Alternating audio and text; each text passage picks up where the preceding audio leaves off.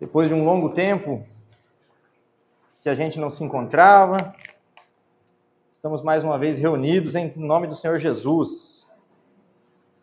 O louvor sempre é bom, mas hoje os irmãos estão de parabéns. Que canções cada vez mais lindas, muito lindas. Amados, gostaria de pedir para vocês que abrissem suas Bíblias no livro de Lucas, no capítulo 17. Vamos fazer a leitura do verso 11 ao verso 19.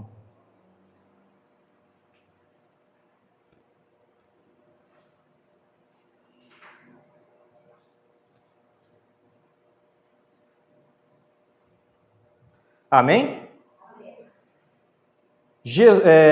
A caminho de Jerusalém, Jesus passou pela divisa entre Samaria e Galiléia, e ao entrar num povoado, 10 leprosos dirigiram-se a ele. Ficaram a certa distância e gritaram em alta voz: Jesus, mestre, tem piedade de nós. Ao vê-los, ele disse: vão mostrar-se aos sacerdotes. Enquanto eles iam, foram purificados. Um deles, quando viu que estava curado, voltou louvando a Deus em alta voz, prostrou-se aos pés de Jesus e lhe agradeceu. Este era samaritano. Jesus perguntou: não foram purificados todos os 10? Onde estão os outros 9? Não se achou nenhum que voltasse e desse louvor a Deus, a não ser esse estrangeiro? Então ele lhe disse: levante-se e vá, a sua fé o salvou. Amém? Senhor querido Deus e Pai Todo-Poderoso, agradecemos, meu Pai, por mais uma vez estarmos aqui reunidos em Teu nome, Pai. Já entoamos louvores, já oramos a Ti, meu Pai, e entregamos esse culto, meu Pai, como uma oferta de aroma suave a Ti, meu Pai. Que o Senhor esteja em cada ato desse culto, meu Pai, desde o início até o final, meu Senhor. Pai, esteja com os irmãos, meu Pai, que possamos estudar, refletir esse trecho da palavra e que o Senhor possa preencher os nossos corações com o seu Espírito, Pai, nos dando entendimento da palavra, nos dando sabedoria para discernirmos e conhecermos cada vez mais do Teu reino, cada vez mais das coisas que pertencem a Ti, meu Pai. Essa é a oração que eu faço, meu Pai, em nome do Senhor Jesus. Amém. Amados, hoje vamos refletir acerca desse tema que é recorrente em nossas vidas, né? A gratidão e a ingratidão. Quem nunca viu alguém sendo ajudado por um terceiro, e depois que conseguiu a devida ajuda que queria, né? Ou quem de nós não passou pela dolorosa experiência de ajudar alguém, de fazer um favor a alguém, de apoiar alguém em um momento difícil e, de repente, se vê sendo abandonado, se vê não valorizado daquela graça concedida, daquela dádiva, daquele favor que a pessoa muitas vezes nem merecia, mas você se compadeceu dela e você quis ajudar.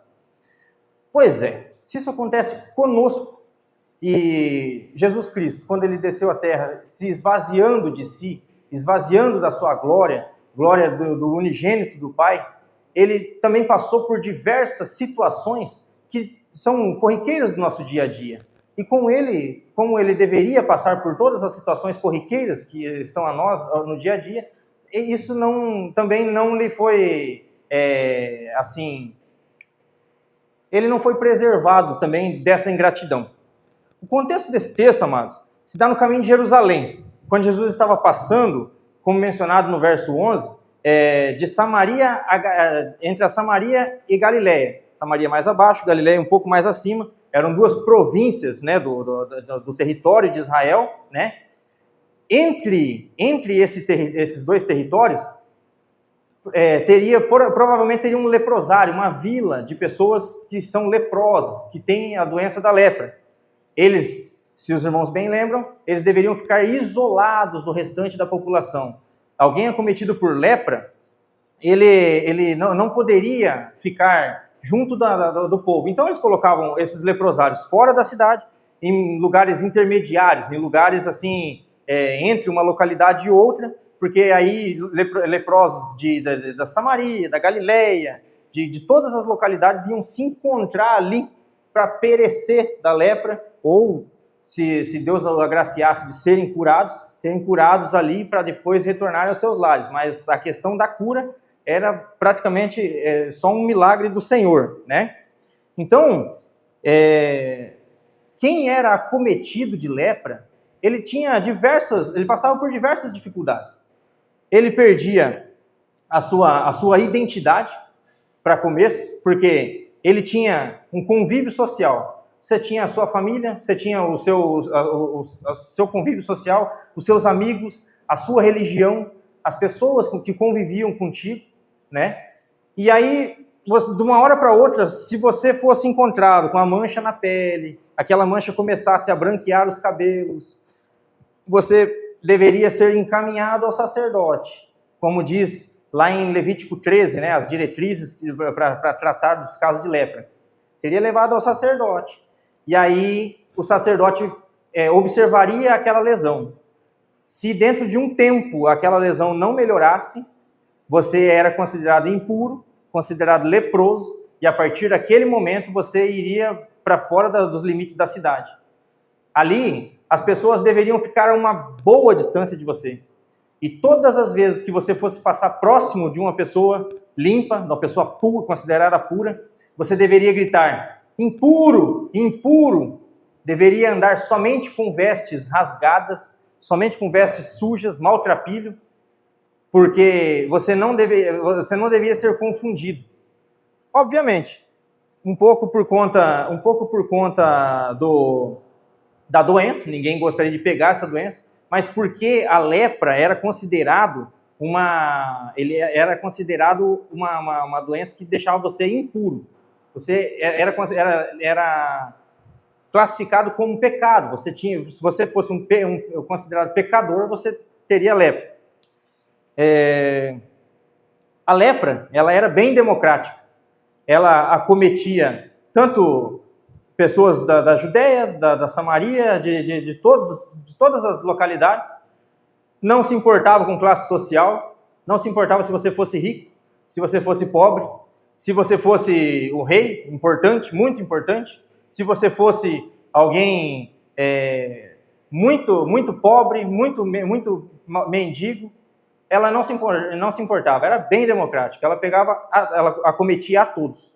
Jesus, nessa ocasião, ele estava indo para Jerusalém, onde ele seria humilhado, seria morto e crucificado, seria martirizado, deveria padecer, deveria beber o cálice da ira de Deus em nosso lugar. Quando ele foi abordado por esses 10 leprosos, a uma certa distância, de longe, porque a lepra, como eu mencionei antes, é muito contagiosa, uns alegam que ela se assemelha à hanseníase de hoje. Outros dizem ser outra doença mais grave, que hoje nem existe mais. Mas como não existia cura, e como era uma doença extremamente contagiosa e perigosa, além de tornar quem fosse leproso impuro, quem fosse diagnosticado com lepra deveria manter essa distância bem considerável, como mencionei anteriormente, como diretriz do capítulo 13 do livro de Levítico. Uma pessoa com lepra, amados, estava condenada a perder tudo. O convívio na sociedade, a sua casa, seus amados, as pessoas com quem ele gostaria de conviver, e seria expulso da sua cidade. Então, amados, sem contar esse estigma de sempre que você se aproximasse de alguém impuro, você ter que ficar gritando impuro, impuro, né? Porque isso era para as pessoas se afastarem mesmo de você. Imagina a humilhação, você ter uma doença, você ter uma dificuldade e você não poder pedir ajuda a ninguém. Se alguém fosse se um parente seu quisesse lhe ajudar, quisesse dar um alimento para você, ele deveria levar para você, e você não poderia nem tocar o amado o seu parente amado. Você deveria pedir para ele: eu estou impuro, deixa aí e se afasta. Aí a pessoa ficaria 10, 15, 20 metros de distância, e aí a pessoa se afastaria, e aí você poderia ter acesso àquela comida, àquela roupa. Que terrível, que humilhante, não? Amados, quando esses 10 leprosos encontraram a Jesus, este lhes era a última alternativa. E o texto não menciona se eles tiveram fé suficiente para serem curados, mas só o fato de terem buscado a Jesus nos dá a entender que eles tiveram algum nível de fé, pelo menos uma esperança de receber uma cura. Talvez Jesus estivesse querendo exemplificar o que se passou nos versos anteriores a esse texto, em que Jesus diz aos discípulos, nos versos 3 a 6 desse mesmo capítulo 17. Vamos dar uma olhadinha?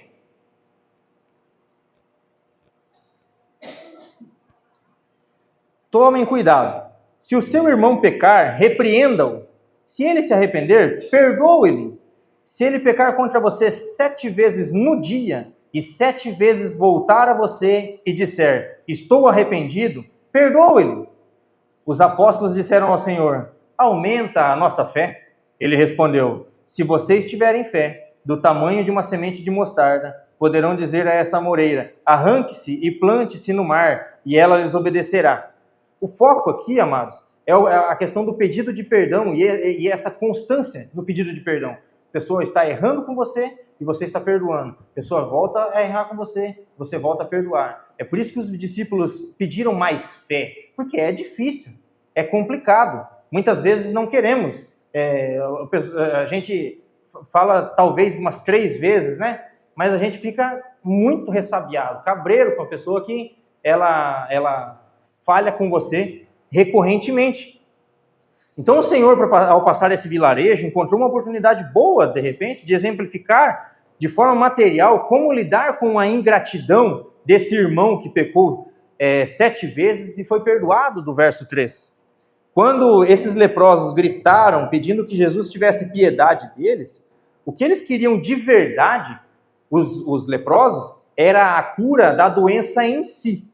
Quem sabe tinham ouvido falar de outros leprosos que Jesus tinha curado, quem sabe até aquele leproso que Jesus curou, que Jesus tocou ele. O puro tocando o impuro e não ficando impuro. O puro levando pureza ao impuro. O puro purificando o impuro, como foi o caso daquele leproso que Jesus curou ao tocá-lo. Mas nessa ocasião, Jesus não tocou eles. Jesus só mandou que eles fossem se mostrar aos sacerdotes. Sabendo que ali seria caminho de Jesus, clamaram o favor de Jesus pela sua cura física. Eles não queriam um salvador. Não se fala em salvação aqui, salvação da alma, salvação do espírito. O que eles queriam era a salvação momentânea, a salvação ali daquele momento, daquela cura, da salvação daquela doença terrível que eles estavam passando. Eles queriam algo bem específico, voltar a viver uma vida de antes, uma vida normal, uma vida comum. Quantas vezes, amados, as pessoas nos procuram com objetivos bem definidos? Dinheiro, conselhos, um favor, mas na verdade eles não querem nós. Muitas vezes eles nem gostam da gente. A nossa presença. Eles querem o que a gente pode oferecer, o que a gente tem para oferecer. E devemos observar essas coisas para não nos iludir tendo em alta conta quem não nos tem em tanta estima assim. Jesus manda eles falar com o sacerdote. Isso denota que pelo menos a esperança de cura, uma fé funcional para obter a cura, eles tiveram. E vemos isso no nosso dia a dia, amados. Eu tenho um casal de tios muito católicos mesmo. E uma vez eu acompanhei uma discussão não, minha mãe estava falando a eles, minha mãe é crente, e minha mãe estava falando a eles sobre o problema das imagens, sobre o problema da idolatria, conversando com eles. E o meu tio, todo ano, eles fazem romaria para Aparecida do Norte.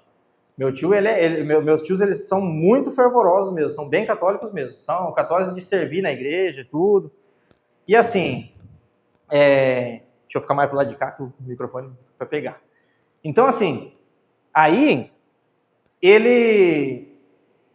minha mãe discutindo com ele, debatendo com ele, falando para ele, as imagens é complicado, vocês não devem fazer imagens, a Bíblia fala durante toda a Escritura, você não deve se curvar diante de imagens, você não deve adorar imagens, vocês vão lá para Aparecida do Norte para ficar adorando uma imagem lá, e Deus não precisa disso para milagre, Deus é poderoso, só Jesus ele salva, ele cura, ele liberta, só Jesus é suficiente.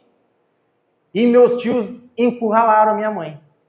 Minha mãe é uma cristã simples, não tem muito conhecimento, e naquela época eu também não tinha muito conhecimento para poder debater e conversar e expor para eles essa realidade.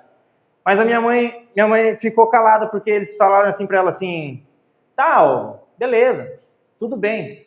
Então, explica para mim, por que lá em Aparecida do Norte tem uma sala lá, um ambiente lá, que tem diversas cadeiras de roda, que tem muletas, que tem óculos. Como que essas pessoas estão sendo curadas? Então, se não é a santa, é o demônio que está operando esses milagres? Então eu quero esse demônio, então, se é o caso. Porque ele faz milagres. Percebam, amados, a mentalidade. Na época, eu não tinha capacidade de debater e tal, eu era muito novo, muito jovem, não tinha capacidade de debater e expor essa realidade. Mas esses leprosos aqui, esses 9 leprosos, eles estavam diante de Jesus, do próprio Deus. E o que eles queriam? Era somente uma cura física, somente uma coisa material. Entende? Então, amados, percebam, a resposta para a pergunta dele pode ser encontrada em Mateus capítulo 5, do verso 43 a 48. E eu gostaria de ler com os irmãos.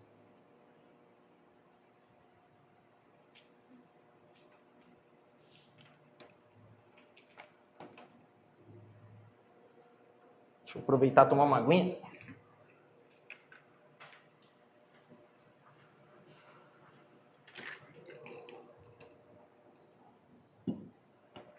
Vocês ouviram o que foi dito? Ame o seu próximo e odeie o seu inimigo. Mas eu lhes digo, amem os seus inimigos e orem por aqueles que os perseguem, para que vocês venham a ser filhos de seu Pai que está nos céus. Porque, prestem bem atenção, porque ele faz raiar o seu sol sobre maus e bons, e derrama chuva sobre justos e injustos. Se vocês amarem aquele que os amam, que recompensa vocês receberão? Até os publicanos fazem isso. E se saudarem apenas os seus irmãos, o que estarão fazendo demais? Até os pagãos fazem isso. Portanto, sejam perfeitos, como perfeito é o Pai Celestial de vocês. Percebam, amados, que nos tempos antigos do Velho Testamento, as pessoas, só quem tinha Deus verdadeiro, Javé, era o povo de Israel. Somente eles. Todos os povos em volta, pagãos, e tinham diversos deuses, uma miríade de deuses. Percebam que essas pessoas iam para as suas batalhas, plantavam as suas vinhas, plantavam as suas lavouras, numa esperança, e clamavam aos seus deuses, clamavam aos deuses falsos deles, aos deuses que não existem. Entendem? E eles colhiam das suas vinhas fartamente. Eles venciam algumas guerras, às vezes até com o poder do próprio Deus, quando Deus queria, às vezes não, sempre no poder de Deus, porque é Deus quem concede tudo para nós e para o ímpio também. Deus mantém a nós e mantém o ímpio também. Onde que eu quero chegar com isso? Amados, até quando alguém clama a um falso Deus, a uma imagem, se prostra a um ídolo, pode acontecer dessa pessoa receber uma graça do Deus Altíssimo. Porque a Deus pertence todas as virtudes. Deus pertence todos os milagres. E sendo da vontade de Deus, Deus pode operar milagre, tendo misericórdia daquela pessoa, mesmo aquela pessoa orando e clamando para uma imagem. Tá? Milagre é uma coisa. Milagre, sinal, aponta para algo. Tá? Aponta para o Deus Altíssimo. Não quer dizer salvação. Não quer dizer salvação. Tá? Então, amados, como Deus faz o seu sol raiar sobre justos e injustos e derrama chuva sobre justos e injustos, aquele que pede a Maria e recebe da parte do Senhor, não de Maria. Maria não tem mais poder. Nunca teve poder. Recebe, assim como o agricultor dos tempos bíblicos, né, que pedia a Baal a chuva e recebia, ele atribuía ao falso deus dele, Baal. Hoje, as pessoas atribuem aí a força do pensamento, para quem se diz ateu, atribuem aí a Buda, a Alá, a diversos deuses, a toda a filosofia. São pessoas enganadas, porque o ser humano, intrinsecamente, ele tem uma necessidade de Deus, e não o conhecendo, não o adorando, ele se torna, não o buscando, o Deus verdadeiro, ele se torna pagão. Mas ele tem uma necessidade de Deus. E essa necessidade de Deus que faz ele buscar alguma coisa no âmbito religioso, acreditar em algo no âmbito religioso. Para a gente entender um pouco melhor isso, vamos ler Romanos 1. Romanos capítulo 1. Hoje eu estou fartando os amados aí de buscar na Bíblia. Mas é importante. Vamos ler do verso 18 ao 23.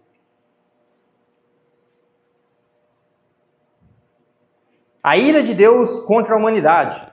Portanto, a ira de Deus é revelada dos céus contra toda a impiedade e injustiça dos homens que suprimem a verdade pela injustiça. Pois o que de Deus se pode conhecer é manifesto entre eles, porque Deus lhe manifestou. Entende? As maravilhas, o poder, Deus manifestou, Deus fez. Pois desde a criação do mundo, os atributos invisíveis de Deus, seu eterno poder e sua natureza divina têm sido vistos claramente. Amados, quem sai aqui e não vê uma árvore, não vê o sol raiando, não vê esse céu bonito que nos cobre todas as manhãs?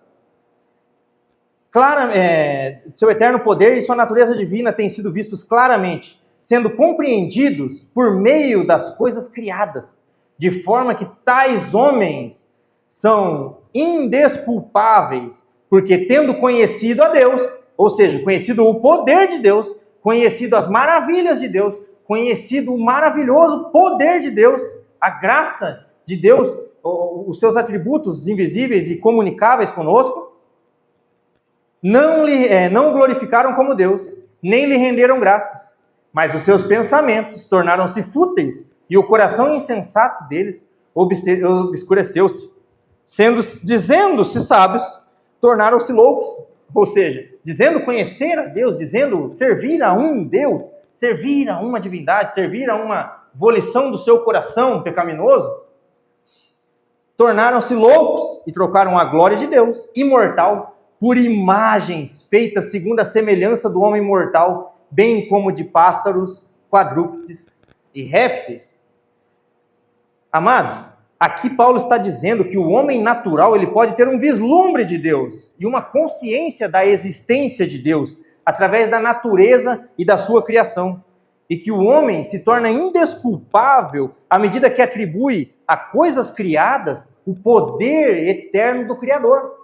Então, quem atribui aqueles milagres, aquelas maravilhas lá a Maria, a Santa, caminham lá de joelhos lá pelas escadarias, fazem jornadas de bicicleta, quilômetros e quilômetros, caminho da fé, para poder chegar à Aparecida do Norte e entregar o seu voto a Maria, ele está atribuindo o poder de Deus a um ídolo.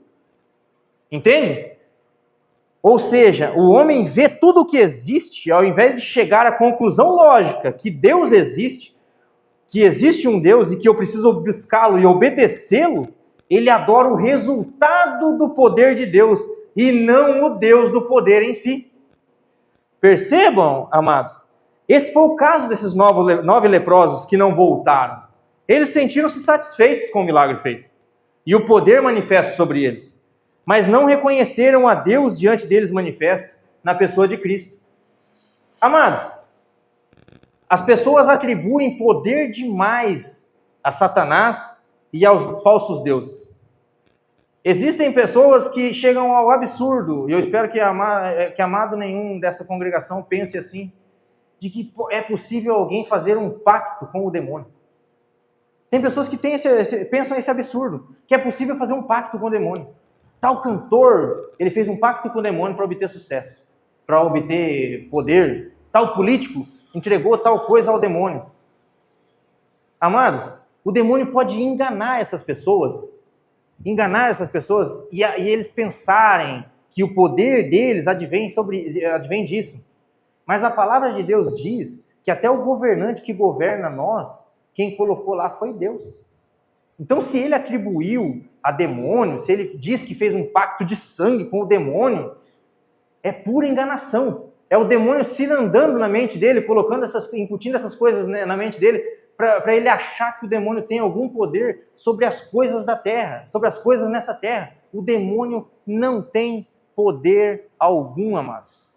O demônio não tem poder algum que não lhe foi dado por Deus. Somente quando Deus entrega essas pessoas, como vai falar mais tarde no mesmo capítulo de Romanos, quando Deus entrega essas pessoas às suas próprias vontades, ao seu próprio coração pecaminoso, é que o demônio faz ciranda na vida dessas pessoas. Mas o poder de dar vitória, de dar sucesso, de dar poder a uma pessoa, esse poder está nas mãos de Deus. E Deus pode permitir, sim, para condenar, para afastar mais ainda essa pessoa dos caminhos de Deus. Deus pode permitir que aquele que está sujo se suje cada vez mais, porque ele não quer a Deus.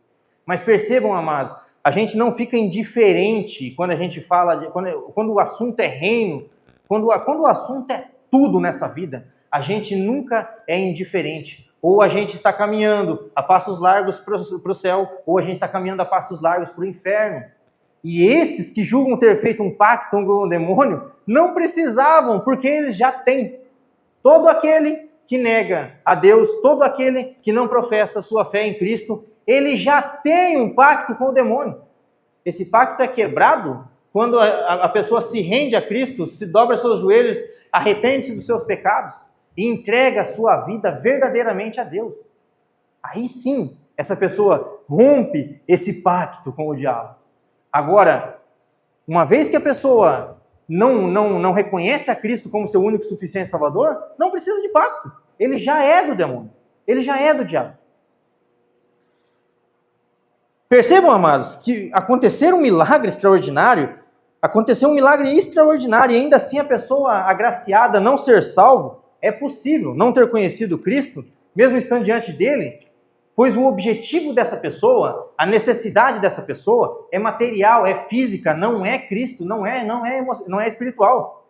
Eu tenho certeza que os amados conhecem pessoas que na hora do aperto se apegam a Deus de maneira fervorosa, sentam, juntam, formam fileiras conosco nos cultos e oram fervorosamente. E Deus atende. E Deus graciosamente atende. Logo em seguida, essas pessoas somem. Você nunca mais vê essas pessoas até a próxima dificuldade, até o próximo tropeço. Entende?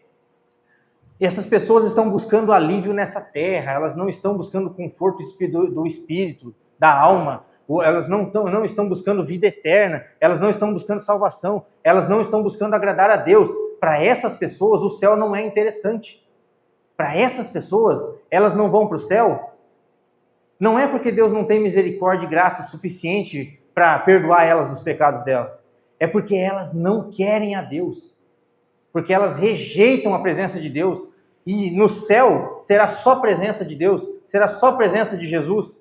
Seremos essa necessidade que temos hoje de sermos completos pela presença de Jesus, essa falta que sentimos, esse desejo que temos, não sei os irmãos, mas quando eu estou viajando, que eu não tenho como ir na igreja, eu fico doido. Eu quero, no próximo final de semana, já estar na igreja, congregando com os amados e tudo mais. Porque a gente tem necessidade de estar junto, louvando e adorando a Deus, estando cada vez mais próximos do Senhor. A gente faz a leitura bíblica da gente na estrada e tudo, mas não é a mesma coisa. Estar reunidos, estar congregando é bem diferente, é muito maravilhoso, é muito melhor. Então, amados, se a pessoa ela não sente desejo de Deus aqui, não tem espaço para ela no céu, não tem por que ela ir para o céu. Porque ela não tem desejo de Deus, ela não tem desejo de estar perto de Deus. E o céu será somente presença de Deus. Percebam, amados, se não foi isso que aconteceu com esses 9 leprosos, a partir do momento que eles conseguiram o que eles queriam, Jesus já não servia mais para eles. Jesus não serviu mais para eles. Isso acontece também conosco. Quantas vezes as pessoas nos procuram e fingem nos amar, até conseguir a sua demanda. Ou até você precisar exortá-lo acerca de um pecado. Quer fazer inimigo? Exorta uma pessoa conhecida, uma pessoa que você ama, do pecado. Você pode estar fazendo com a melhor das intenções. Se essa pessoa ela não tiver o Espírito Santo, se ela não tiver uma conexão boa com Deus, você pode ter certeza que ela não vai aceitar a sua exortação e ela vai rejeitar você. Então, amados, principalmente depois do primeiro não que é dito, as pessoas, você pode ter servido as pessoas muito tempo, muitas vezes, recorrente, ajuda. Mas a partir do primeiro não que você dá, você já não presta mais. E ainda, provavelmente, você escutará assim, essa pessoa, você é um egoísta. Você nunca faz nada por ninguém. Você só pensa em você. Tenho certeza, amados, que se eu pegasse o microfone e abrisse para os amados contarem histórias de vezes que já foram solícitos a alguém, que ajudaram as pessoas, e as pessoas, a partir do momento que você não pôde mais ajudar, a pessoa se afastou, eu tenho certeza que muitas, provavelmente, nem saía daqui hoje. E eu digo, amados, é bom que seja assim. No geral, o mundo, as pessoas mundanas lhe dirão que você deve se afastar dessas pessoas. Que gente assim, a gente deve tomar distância e nunca mais ter contato com essas pessoas. Mas o Evangelho de Jesus e o texto que a gente leu lá em Lucas 17, no verso de 3 a 6, vai dizer que a gente tem que ser perdoador, tem que continuar dar a outra face e perdoar 7 vezes, quantas vezes forem preciso. Veja, amados, para nós não temos como nos afastar das pessoas. Nós não podemos nos afastar das pessoas. Nós não podemos não oferecer ajuda quando nos é solicitado, e é óbvio, quando nós podemos ajudar. Mesmo que a pessoa tenha nos rejeitado, mesmo que a pessoa não tenha aceitado, mesmo que a pessoa ela te rejeita e ela não quer saber de você, ela só quer saber do que você tem para oferecer. Tá? Não é masoquismo, não é gostar de sofrer. Mas muitas vezes você nem vai conseguir se afastar dessa pessoa. Por ser algum parente próximo, às vezes até de dentro da nossa própria casa, um filho, um primo, uma mãe, um pai. Como que você vai se afastar dessa pessoa? A pessoa te rejeita. Você ajuda. A partir do momento que você não pode mais ajudar, você não presta mais. Mas como que você se afasta dessa pessoa? Se essa pessoa vive contigo, se essa pessoa mora com você, se essa pessoa está todos os dias convivendo contigo, não tem como você se afastar. Mas eu digo que é bom que seja assim, porque se essa pessoa lhe procura, é sinal que ela sabe aonde encontra a fonte, aonde ela pode encontrar a fonte. Assim como os 9 leprosos que não voltaram, eles sabiam onde encontrar a fonte, eles sabiam aonde beber para ter a sua cura, eles sabiam aonde procurar para ter o seu conforto. Nós, como devemos buscar ser cada vez mais parecidos com o Mestre, cada vez mais parecidos com Jesus, devemos ser igual. Devemos ser assim também. As pessoas, mesmo que com interesses escusos, elas devem nos procurar e elas devem encontrar. Elas devem encontrar. Porque há em vocês, há em nós, deve haver em nós uma luz que brilha e guia essas pessoas. Entende? Cada um só pode dar de si aquilo que tem. E assim como Jesus, que sonda e conhece os corações e sabia que eles não estavam interessados em nada além da cura, não negou aos 9 o milagre, não devemos negar ajuda a quem nos pede, mesmo sabendo que muitas vezes essa pessoa só quer ajuda e não a nossa companhia. Óbvio, né, amados? A gente não precisa ser bobo também, da pessoa estar nos desprezando e tudo.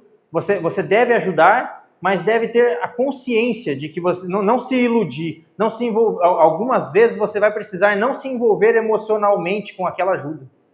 Porque às vezes a gente, na inocência, no afã de querer ajudar, de querer agradar aquela pessoa, a gente faz o que a gente não pode fazer para ajudar, para servir aquela pessoa, mas o interesse nosso é para, além de ajudar aquela pessoa, sermos amados por ela. Entende? E essas pessoas não estão dispostas a nos amar. Essas pessoas, elas estão dispostas ao que elas precisam. Se você pode ajudar, ajude. Dê o que elas querem.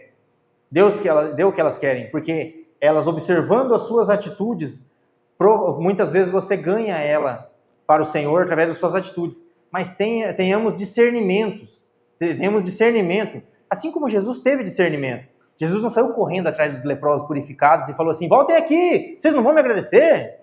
Vocês viram o que eu acabei de fazer por vocês? Vocês estavam leprosos, vocês iam morrer. A pele de vocês estava se desfazendo. Vocês tinham cartilagens, provavelmente algum membro, algo assim, já tem até caído. E vocês não vão me agradecer? Entende? Jesus curou, deu o que ele tinha para dar, deu o que ele tem para dar, e quem não o reconheceu, ele deixou se afastar. Entende? Voltando ao texto, mas e o 10º? O 10º voltou para agradecer, porque ele compreendeu que estava diante de Deus. Jesus mesmo se revela como sendo o próprio Deus, quando ele diz no verso 18, não se achou nenhum que voltasse e desse louvor a Deus, a não ser esse estrangeiro. Percebe? Quem tinha feito milagre? Jesus. E ele fala, não houve ninguém que voltasse e desse louvor a Deus, ou seja, a ele, que é Deus, a não ser esse estrangeiro, e ainda mais um samaritano, né? Que, como os amados sabem, os samaritanos, os judeus e os samaritanos não se davam, porque quando houve a divisão do reino e o Império da Assíria conquistou os povos do Reino do Norte, eles começaram a plantar gente na terra, começaram a trazer gente da terra e levar os valores de Israel. As pessoas que eram valorosas do reino de Israel, o Reino do Norte, o reino da Síria levou para si e começou a trazer gente do mundo, começou a trazer gente para contaminar a descendência, entende? Então os samaritanos eram considerados impuros por conta disso. Os judeus não aceitavam os samaritanos por conta disso, porque era povo misto, era povo misturado, era povo mesclado, era povo que louvava a Deus de manhã, mas de noite estava adorando a Baal, adorando a outros deuses, entende? Então é por isso essa rixa entre os samaritanos e os judeus. Ou seja, o milagre de Jesus, o milagre do próprio Deus, é até maior que ele diante do público que estava vendo ele fazer o milagre ali. Porque era um povo considerado rejeitado, era um povo considerado, o camarada, mesmo sem ter lepra, ele era considerado um leproso, ele era considerado um impuro, porque ele era de descendência mista, ele era de um povo mesclado, de um povo que não tinha a descendência pura dos judeus.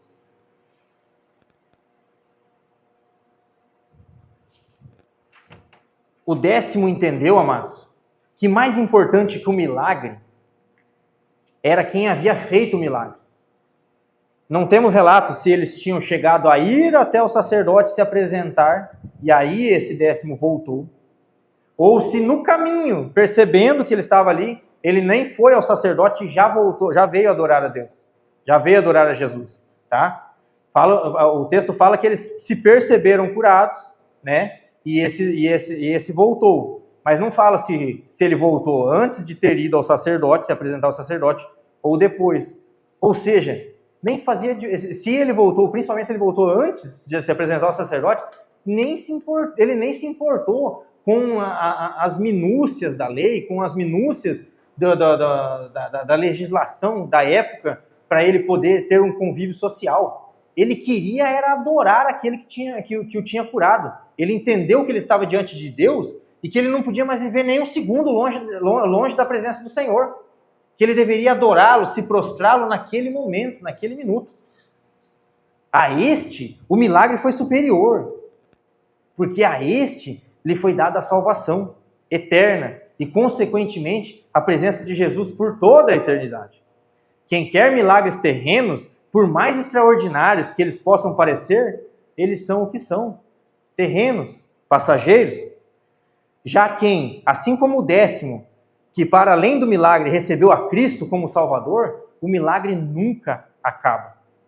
Nessa vida, ele reconhece tudo o que existe como sendo um milagre manifesto de Deus e tem em seu coração a certeza que na vida vindoura terá consigo garantia da presença desse Deus maravilhoso, misericordioso e que morreu e ressuscitou por nós todos os dias, sempre disponível por toda a eternidade.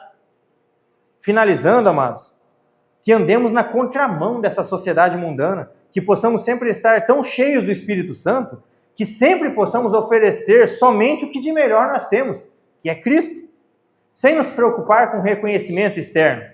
Se esse reconhecimento externo vier, maravilha, ganhamos um amigo, ganhamos um irmão, e glória a Deus por isso, quem sabe um vizinho de céu, mas se não vier, estamos cumprindo aquilo que o nosso mestre ordenou que fizéssemos, aquilo que o nosso mestre deu exemplo do que ele fez, que é sermos sal e luz nessa terra.